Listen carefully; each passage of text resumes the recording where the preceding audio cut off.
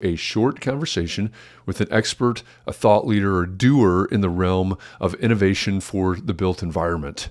My name is Jeff Echols. I am a senior advisor and the head of marketing for Shadow Partners. And this conversation today is an encore presentation of my in-person interview, my in-person conversation with Marc Goldman in San Francisco at AIA National. Marc is the director of AEC Solutions for Esri, and we sat down in San Francisco to talk about understanding data. There's so much data out there. We use data in so many ways. We gather so much data. How do we understand what that data actually means? I think this is a fascinating conversation, so enjoy it, and I will be back with another Shadow Shorts tomorrow. Hey, welcome back to Shadow Shorts. My name is Jeff Echols. I'm Senior Advisor and Head of Marketing for Shadow Partners, and I am joined today by Marc Goldman. Hi, Marc. Hey, Jeff. Marc is a, why don't you tell us who you myself, are? Yes. I'm, amongst other things, I'm the Director of AEC Industry Solutions at Esri, and a longtime contributor to the AEC industry in general through a bunch of roles over the many years. Yeah. I mean, you said amongst other things. There is a long list of other things that you're involved with.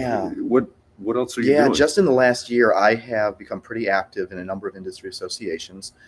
Building Smart, I'm on one of the steering committees for infrastructure, and also involved in the working group on digital twins and GIS and BIM.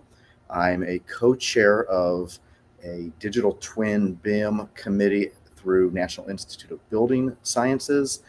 I am very active in the Digital Twin Consortium, co-chairing the AECO committee, and an avid cyclist, and trying to earn my private pilot's license. Nice. All right. I need to ride home, by the way.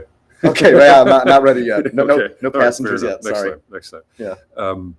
So you mentioned digital twins. Yep. And a lot of the things that you mentioned are very data heavy.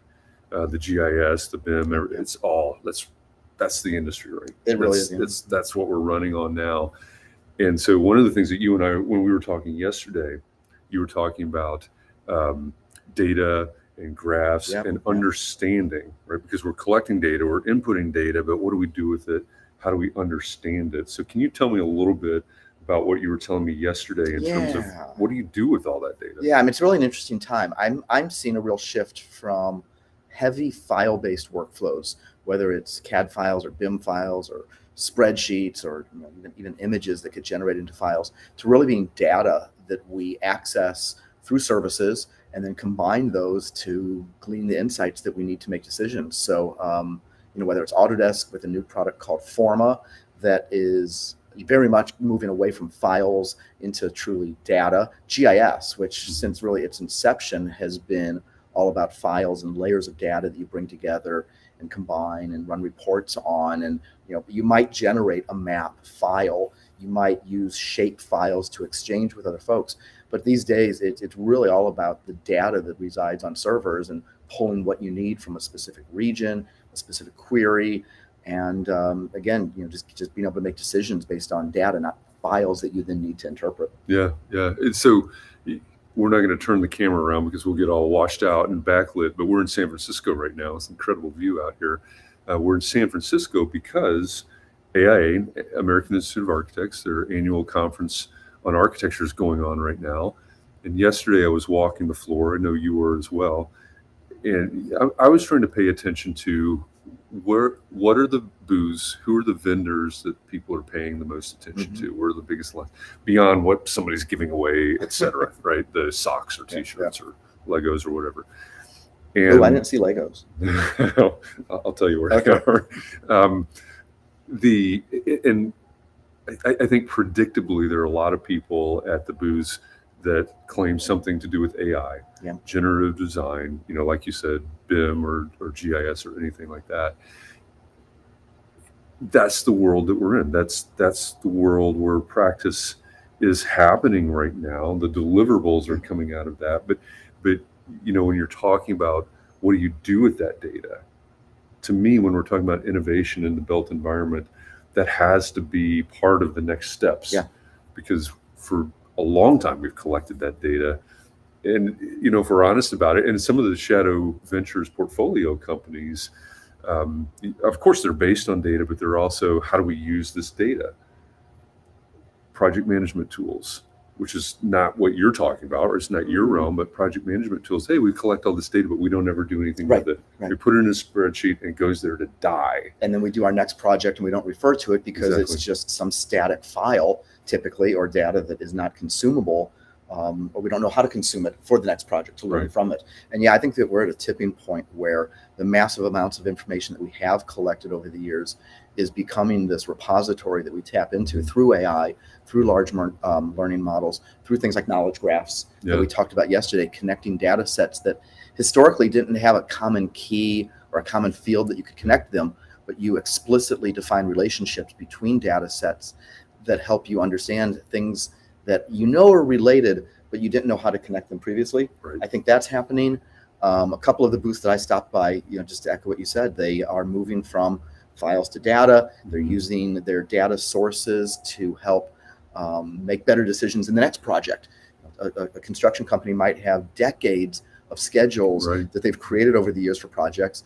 They know whether or not those projects were delivered successfully through a number of metrics, but they start over with just the same template. They don't necessarily pull from that data to make better decisions on the next project. And that's I think, something of the past. I think that we're going to finally figure out these treasure chests of data that we've been storing on hard drives are now available to be tapped into, a la ChatGPT and more customized solutions. Different open AIs and such. I agree. And again, just looking around yesterday, there are plenty of people looking at different products, manufacturers, et cetera, which makes complete sense because of where we are and who's here. But we're talking about innovation in the built environment, which is what you care about. It's what we at Shadow care about. I think you're exactly right. It's what are we going to do? How do we use this efficiency, richness, et cetera, et cetera. So I love these kinds of conversations. I appreciate you joining me for this one today. Fun to do. If you're out there watching this either live or in the future, in a time-shifted version, if you value conversations like this, coming up later this year in October, we're going to host Shadow Summit. And I just popped the URL up on the bottom left of your screen right now, shadowsummit.com. One thing that really sets Shadow Summit apart is it's designed to be intimate, 200, 250 people, probably max. And the conversations are not surface level conversations. They're conversations like these that go even deeper into what do we do with this? Here's what happened in terms of innovation in the built environment throughout 2023. Here's what's coming, what you need to plan for, what you need to budget for in 2024. Those are the conversations that are going to happen at Shadow Summit in Atlanta, October 25th and 26th. So if you want to know more about that, we're actively updating the website now with schedules and room blocks and all of those good logistical things. So go to shadowsummit.com.